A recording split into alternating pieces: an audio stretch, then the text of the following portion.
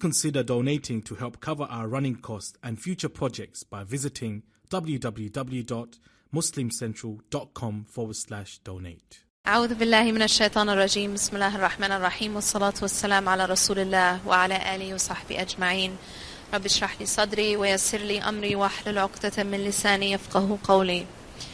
I remember going to these conferences when I was younger, and it's just always very surreal that I'm up here and I was always there. And I just honestly feel like when I speak with you, I never want to feel as though I'm speaking at people.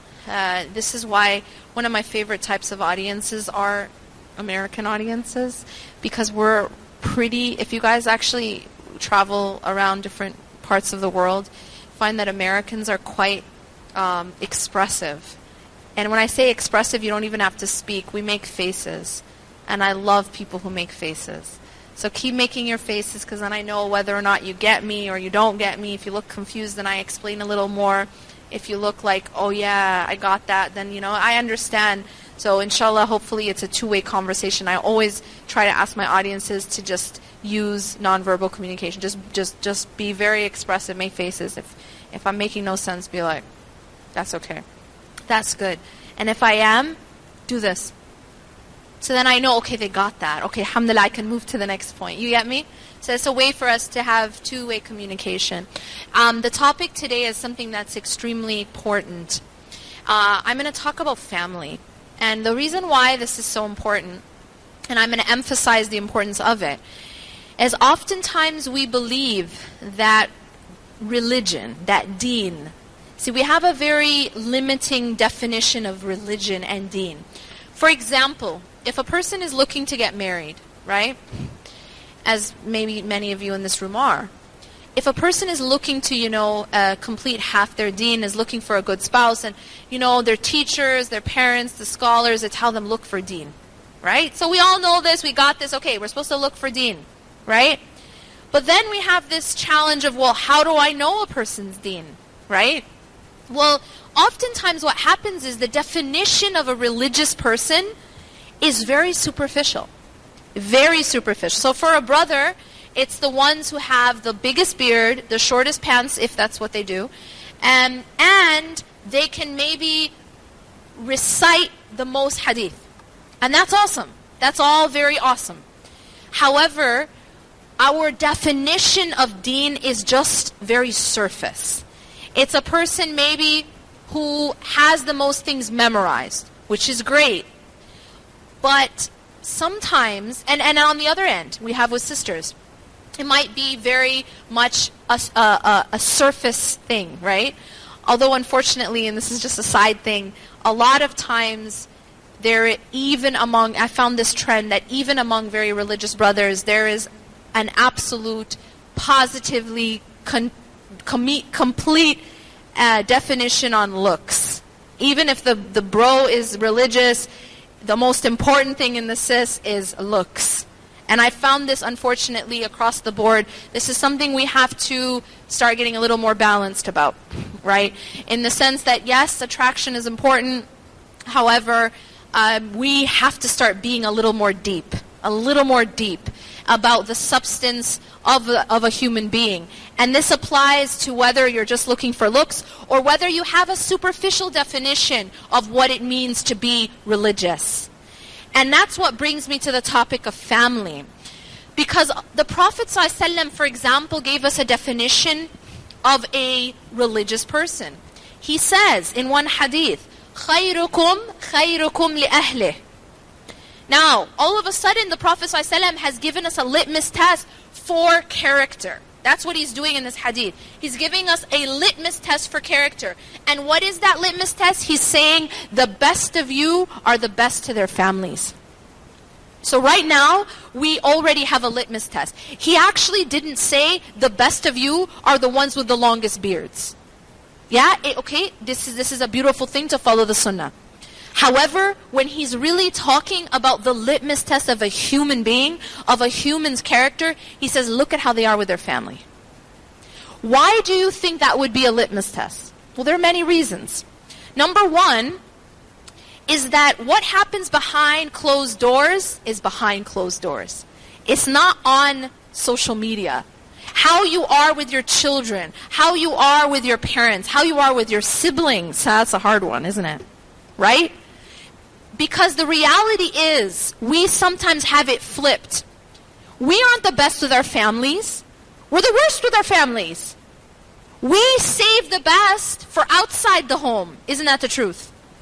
We save our politeness and our kindness and our generosities and our pleases and our thank yous for the people at the grocery store, for maybe the teller, maybe the waiter, maybe the people in the masjid. But once we get home, all the pleases and thank yous are done. They're expired. You know what I'm saying? And now all of a sudden, sometimes we even go to the extent that our family is our punching bag, both figuratively and literally. This is an extreme, right? But even if it's not physically our punching bag, although sometimes it actually is, we use our families as our emotional punching bags. So we're frustrated with our boss, we're frustrated with our teacher, we're frustrated with someone, whatever's happening to us outside the home, we come home and take it out on the people inside the home.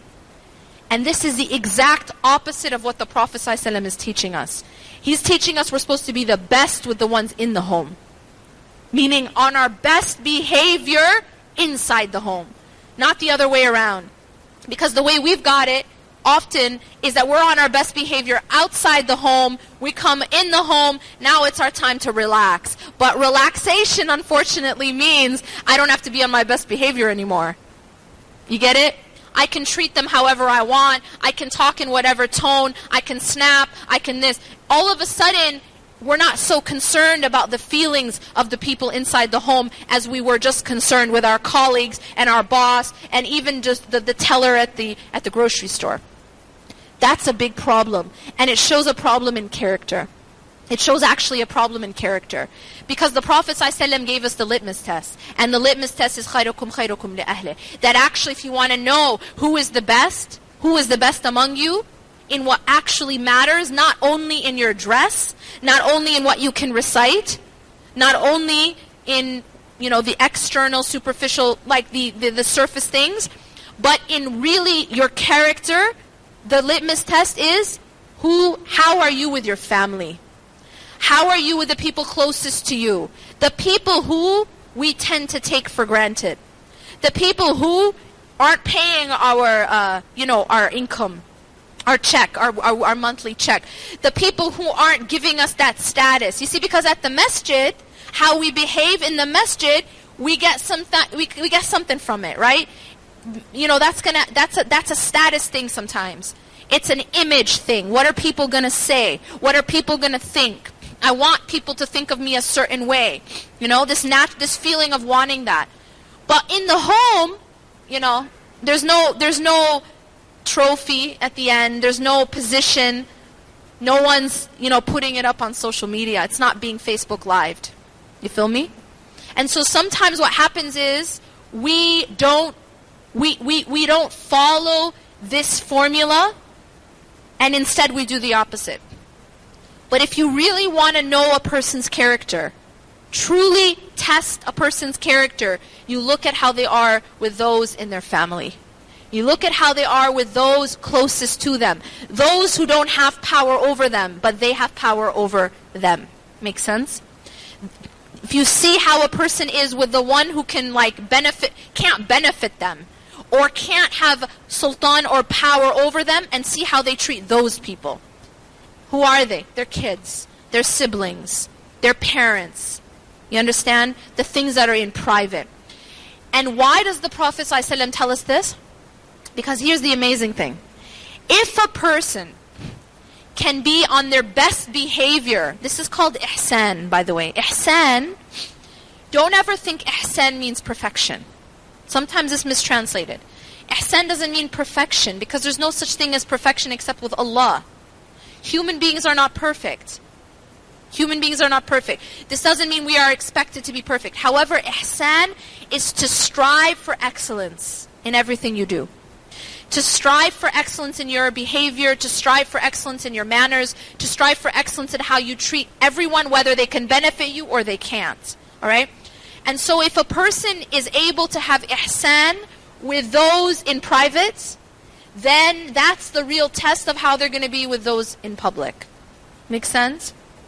If you want to really know a person, because at the end of the day, as they say, you don't really know a person until you live with them, or travel with them, or deal with them with finances. The Prophet ﷺ told us that you don't really know a person unless you deal with in certain ways with them, certain circumstances. And one of those circumstances is that you travel with them, that you're with them in a living situation, in an extended period of time. Why? Because that's when somebody is uncomfortable. Travel is uncomfortable. Travel is not, even now with all of our, our transportation, our comfort that we have airplanes now, we're not on camels. However, it's still stressful. You know what I mean? When you're missing your flight, or you're close to missing your flight, or someone is being, discriminating against you or whatever, you're put under stress. And when a person is put under stress, it tests their mettle. It tests what they really are. So if you really want to know a person, these are some of the ways. But I'll tell you this. If you want to know a person, say you're trying to get to know someone for marriage, and you want to know that person, look at how they are with their family. Look at how they treat their mother. Look at how they treat their father. Look at how they treat their siblings. Because even if a person is, sometimes you might have someone who's really, really great with their parents, alhamdulillah. But then again, you always also have mama's boys, sometimes. However, if you look at how they are with their siblings, you look at how they are with people who can do nothing for them, then you start to understand the real mettle, the real character of a person. Now there's something else I'm going to say when it comes to family. It's very hard to find a balance sometimes. Now, I want to take a moment and talk about the relationship with our parents. The relationship between parents and children. So much emphasis is put in the Quran and in the Hadith about the elevated status of parents, and how much respect and ihsan our parents have a right over us. It's their right. But sometimes we find it difficult to find a healthy balance. I mentioned in passing a term which we use, mama's boy, right? And I'm going to explain that term for a second, and why that's one extreme, and why it's also dangerous. And I'll explain. Everything in our life needs to be balanced. Allah subhanahu wa ta'ala says that we are a people of the middle path. And while on the one hand we are told to respect our parents, and we are told to be kind to our parents and have ihsan with our parents, I have seen, and we've seen in our communities, a certain type of extreme, which isn't healthy. And that is that even when the parents are asking of the children something that is unjust. For example, this is a very typical example. When someone gets married, and maybe the parents or the mother is being unjust to the wife. Maybe mistreating the wife. Now, this is a situation where the husband is being put in a moral dilemma, right? Because the mother is the mother, and she has her status. However, she may be doing something unjust to his wife, and he's put in a situation. This is really where we have to find, okay, what does Allah want me to do in this situation? How can I be just and still be kind to my mother and still be kind to my wife? This is a real life situation, many people, and actually there's a lot of marriages ending because of this, because of the inability to find that balance. Okay, respect for our parents, absolutely. But there is a limit in that obedience. There is a limit. Now, one of the clearest limits Allah told us in the Quran, which is that if our parents are asking of us something which is displeasing to Allah, meaning something haram. For example, you have families where the parents aren't even Muslim and the child is a convert or a revert. In this case, the parent may not even want the child to be Muslim. This is one extreme example. Doesn't want the child to be Muslim. Obviously, in that case, they can't obey that particular request of the parents. Make sense? What's even more common, for example, the parent may not want the child to wear hijab for whatever reason. You're not going to get married, or no one's going to want to marry you. That kind of thing. In that case, it's a situation where it's a test. But the correct answer is you can't obey your parents in that which disobeys Allah subhanahu wa ta'ala. But then there's these other sort of, another level, which isn't as black and white. And that I'm going to talk about next, which is what happens when there is an injustice, right? So in this case, for example, you have, like the example I gave, where there is an injustice that's being done to the wife, for example, by the parents. What should the husband do? Now, in that case, it is required of him Islamically to be fair. It is required Islamically to be just. To do that justice with ihsan, to do it with ihsan, meaning in a beautiful way. Even when there was a companion, his mother was telling him to leave Islam. She wasn't a Muslim. And she was saying, unless you leave Islam, I'm going to starve myself until I die. And his response to her was something of the sort of, even if you had 100 souls and they left your body one by one, I wouldn't leave this deen. Well, okay, there's a way to say things. Do you know he was actually told, he was corrected? Even though what he's doing, obviously he shouldn't leave Islam, but the way in which he spoke to his mother, he was corrected for it. He was told that he had to be corrected because that's not the way. So although we do things correctly, we may have to stand up for justice. However, we should do it with ihsan. That means that there's a way to do it. There's a way to be just. If there is an issue where our parents are being unjust, there's a way to handle it, but do it with justice. Do it with ihsan. What we shouldn't do, and what we are going to be held accountable for, is when we don't stand up in a circumstance where something is unjust. And it is within our control, it is within our authority to say something, and we don't.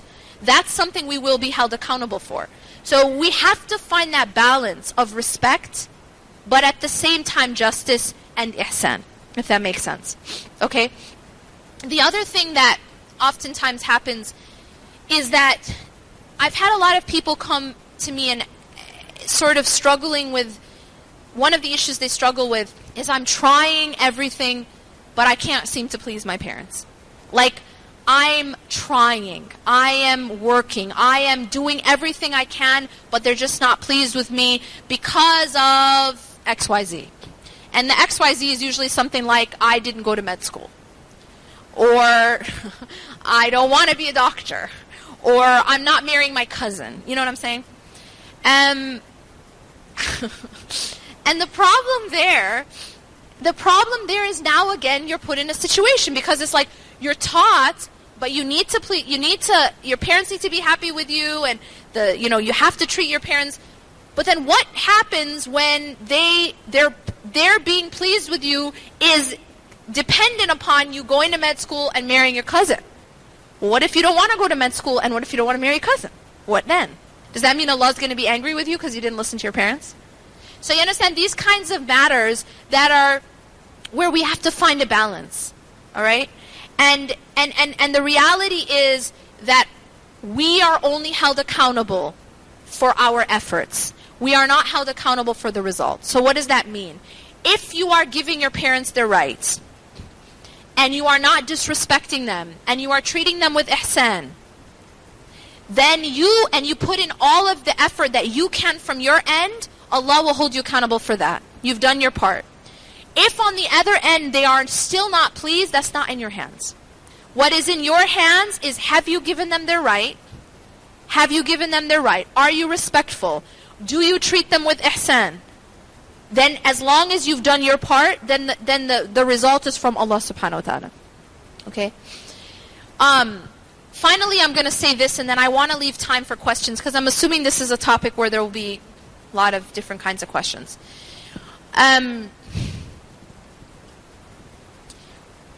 when it comes to relationships between family, there's a principle that we have to keep in mind, and it governs every kind of relationship, in fact, whether it's with your parents or whether it's with your spouse or whether it's with your children. And that is this: there is a direct link between our relationship with Allah and our relationship with people. Now, what do I mean by that? When we rectify our relationship with the Creator, then Allah rectifies our relationships with the creation. So by fixing my relationship, your relationship with your Creator, Allah will then help you and rectify your relationships with people. The people in your life, the people in your family. But it also goes the other way around too. And this is another principle we are taught. When we fix our relationships with the creation, when we rectify it, when we work on it, it also helps to fix our relationship with Allah. Now, what do I mean by that? I'll give you a few examples. One, the Prophet ﷺ taught us that, for example, if you help a person in need, so you see someone who's in need and you're compassionate with them, Allah will help you when you're in need. And Allah will show you compassion. If you are merciful with people, then Allah will be merciful with you.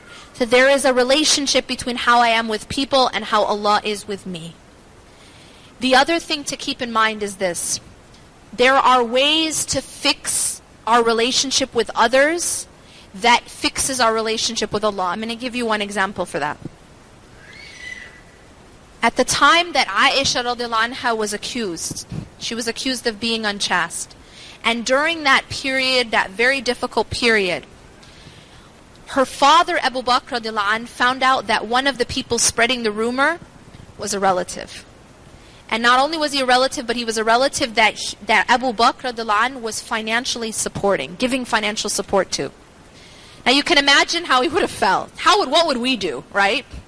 Now all that Abu Bakr radiallahu anh did, he didn't go after him, he didn't try to get revenge. All he did was withhold the financial support. That was it. That was it. And Allah actually reveals an ayah in Surah An-Nur about this.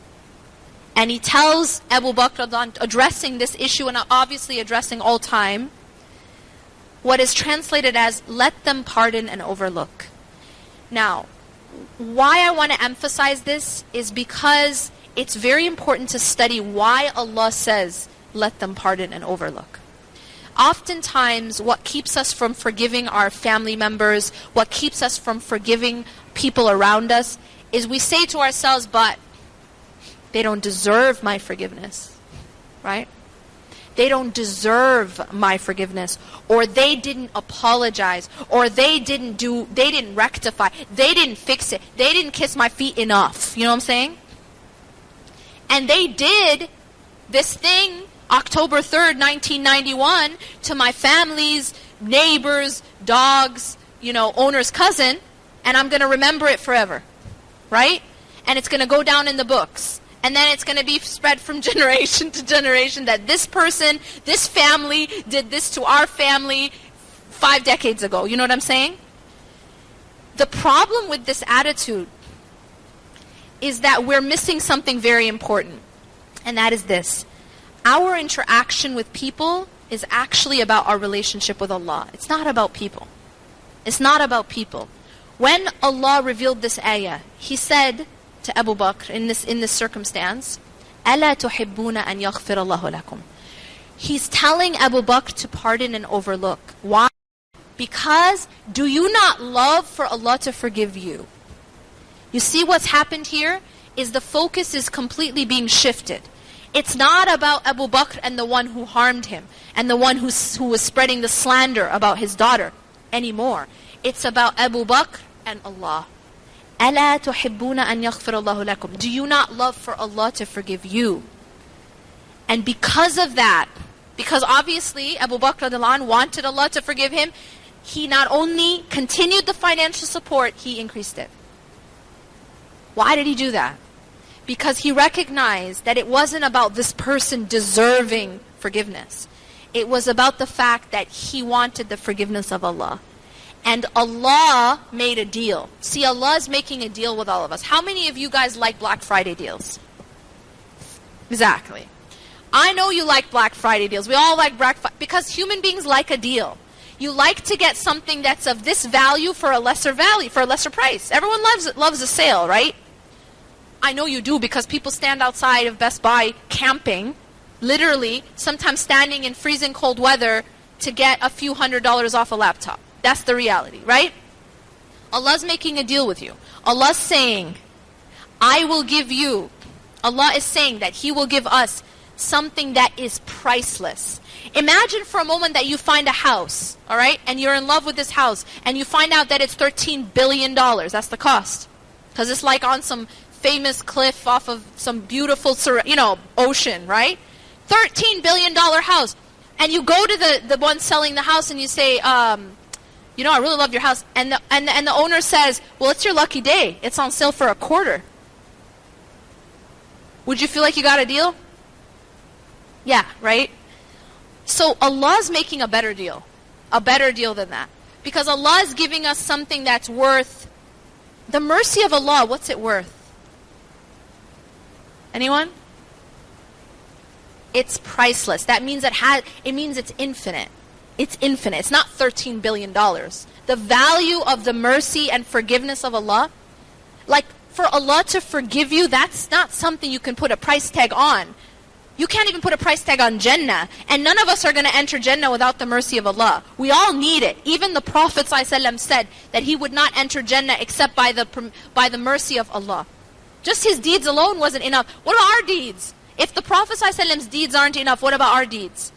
So here Allah is saying, I'm going to give you this thing called my forgiveness. And this thing that is infinite in value. And I'm going to give it to you for $25. All you got to do is forgive this person. You get it? You get it? All you got to do is forgive so-and-so who harmed you on this date, on this day of the month, on this day, on this year. That's it. That's what you got to do to get the forgiveness of Allah. Abu Bakr radiallahu anh, was he not wronged? Was Aisha radiallahu anh not wronged? It was like, it's the worst kind of wrong. You slandering a woman's like chastity. You feel me? And yet, Allah is saying, I will give you my forgiveness. Do you not want Allah to forgive you? Forgive him. Pardon him. And Abu Bakr pardoned him, radiallahu anh. So you see, with us, within our families, within our communities, when we forgive people, we're actually benefiting ourselves. Because what we've done is we're paying $25 for something that's infinite. We're paying $25. Forgive this person. And Allah subhanahu wa ta'ala will forgive you. And that is priceless. That has no price tag that you can assign to it. أقول قولي هذا واستغفر الله لي ولكم إنه غفور رحيم سبحانك الله وبحمدك أشهد أن لا إله إلا أنت أستغفرك وأتوب إليك السلام عليكم ورحمة الله وبركاته.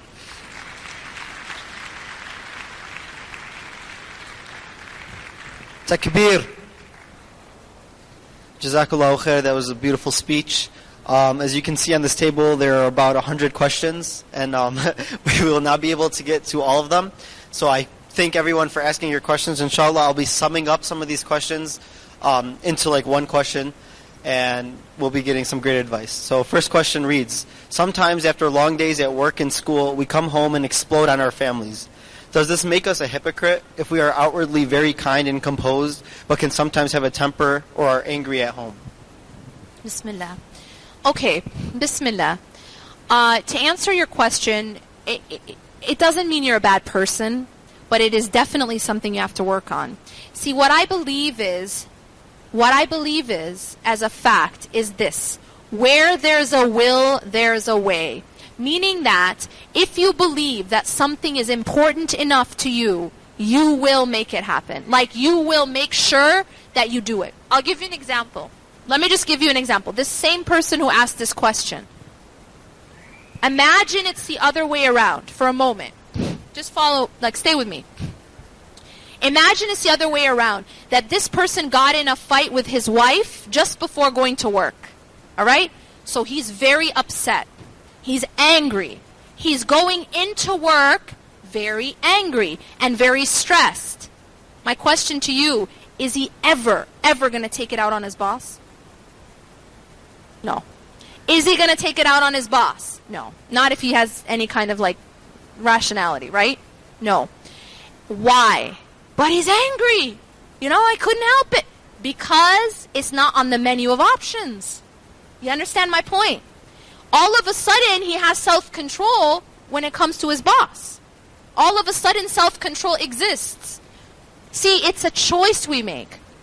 It's a choice. Believe me, it's a choice. We choose that we're going to have less self-control with our families. It's not that we don't know how to have self-control. And if we don't know how to have self-control, even with our boss as well, then we need to seek anger management. We need help.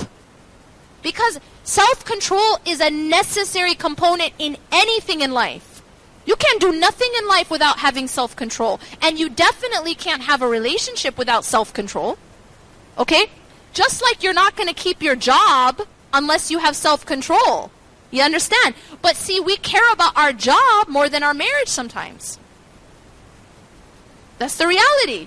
We care about our job more than our children's, well-being or maybe psychological well-being. Because we wouldn't mess up with our boss, but we mess up with our spouse and our children. That's a big problem. It's really about priorities. It's about priorities. So I believe that if you make it, see, the first step is for it to be a priority. If you make it a priority and you really internalize what the Prophet ﷺ is saying, خَيْرُكُمْ خَيْرُكُمْ لِأَهْلِ, that you cannot be the best unless you are the best to your families. And so this is a litmus test that we should have for ourselves first, right? Because it's all about me. I need to change. A lot of times people listen to lectures like this and be like, oh, wait till I tell my wife, or wait till I tell my husband, or wait till I tell my friend. No, we have to look at ourselves first. What do I need to change? What do I need to work on? So yeah, it's about priorities. It's about priorities. Jazakallah khair. Oh, yeah. The next question reads, how do you deal with a parent or parents who have ostracized you because you are gay and truly kicked you out of the family and are forcing prejudice against you? Do you still need to treat them with kindness? How do you deal with this? So the ruling of treating parents with kindness is actually regardless. It's not conditional. So even I gave an example of a man whose mom was actually telling him to be a kafir. Like she was pushing him to kufr. And she was threatening him, this was a companion, threatening him that unless he left Islam, she was going to kill herself. Starve herself till she died. And even with him, she needed to be, and even with her, he needed to continue to be kind. This injunction of kindness is regardless. It's not see, the thing I've learned is the relationship with parents isn't meant to be, how do I say it? When you're dealing with your parents, you are not dealing, it's not supposed to be like tit for tat. It's not supposed to be like, oh, but I'm doing this to her because she did it to me. That's not how it works. That's not the differential with your parents. See, when Allah subhanahu wa ta'ala says that you should, lower the wing of humility to your parents, that whole concept means it's not like you would be with your friend. It's something different. So even when they are not treating you well, your responsibility is how you treat them. Okay? Now, having said that, and obviously there's a whole other component to that which I'm not going to get into, but since this is about this is about family, I want to add this other component, and that is this. I definitely want to emphasize this. Islam never, ever, ever tells you to allow yourself to be abused, to allow yourself to be mistreated, okay? And it doesn't matter who's mistreating you, whether it's a spouse or it's a parent or it's a friend or whoever it is, that Islam is not a passive religion. And being patient, having sabr, does not mean turn the other cheek. It doesn't mean, see, the concept of turn the other cheek is not an Islamic concept. Turn the other cheek means that if someone came and hit me on this cheek, I turn so they can hit me on the other. No. No. If somebody, the Islamic concept is this. If somebody hits me on this cheek, I do everything in my power obviously within the Sharia and within the rules to make sure that they don't hit me on this cheek too. Make sense? That we are a people of action and we are a people of justice and a people of ihsan. So we do things, but we do them in a beautiful way, but we do them. We are not passive. We don't see abuse and say, just stay quiet. Just stay quiet, right? Just be patient. Because sabr is also an active term. Sabr is also taking action and being and persevering in that action. It requires sabr to run a marathon. Okay? It requires sabr to wake up for Fajr on time. It's an action. It's also active. It's not only that you just do nothing. That's not what sabr is in its essence, in its comprehensive meaning. So I just want to really put that out there, that it doesn't mean that you allow for abuse by anyone. Because Islam is a religion that teaches us to preserve the individual, the dignity of the individual, the safety of the individual, the deen of the individual. These are all things that must be preserved, and to stand up to help others to preserve those things for others. Thank you. If a family is facing issues and the parents are too proud to seek professional help such as therapy or counseling, what can you do as a child? Okay, well, it depends. I mean, it's such a general question. I don't know how old the child is. I mean, is the child 21 or is the child 12? I don't have any idea. But I will say this. Number one, seek help from Allah. Now, when I say that, I'm not saying not to seek help outside from therapy, etc. I'm saying first, seek help from Allah, meaning ask Allah to make it easy for you. And make dua. Ask Allah subhanahu wa ta'ala to rectify your problems, to rectify your situation, to make it easy, to open the hearts of your family that they will be willing to take, to do counseling. So I want to emphasize this first point because at the end of the day, everything is a tool. Your therapist is a tool, the counselor is a tool, me speaking up here, I'm just a tool. I hope for good, inshallah. But at the end of the day, everything is from Allah. Everything good is from Allah. And any kind of help and any kind of salvation and any kind of cure is ultimately in the hands of Allah. Only Allah can really fix the problems that you're having, but He puts tools out there in the world. Asbab, that's what they're called. And so within those tools, we are told to seek those tools, right? When we're sick, we take medicine. When we're sick, we go to a doctor. When we have a problem, we go to a counselor. This is all within the injunctions of Islam.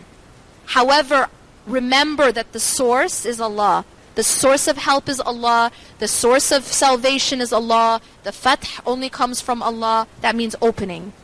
That means when you have a problem, everything seems closed. The opening comes from Allah. So make sure that that's first and foremost, that you're seeking that help from Allah. And then see what kind of action you can take depending on your situation.